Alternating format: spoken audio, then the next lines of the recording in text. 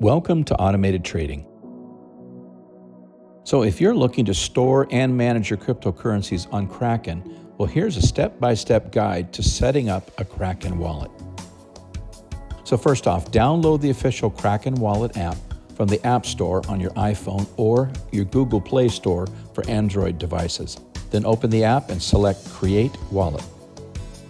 Next, you'll be prompted to back up your wallet by revealing your 12-word secret recovery phrase, SRP. It's crucial to write down your SRP exactly as displayed, including spelling and numbering, and store it in a secure offline location, such as on paper in a fireproof safe. And do not store your SRP on your device, for example, like emailing or texting it to yourself. Now next, you need to verify your SRP.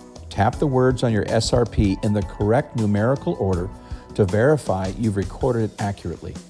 Then enable your biometrics, which is optional but highly recommended. You can choose to enable biometrics Face ID or fingerprint scan for added security when logging into your wallet. And then click Agree and Continue. And under these terms and continue to finish setting up your Kraken wallet. This process will create a new Kraken wallet, allowing you to manage your cryptocurrencies. You can also import an existing wallet if you have one.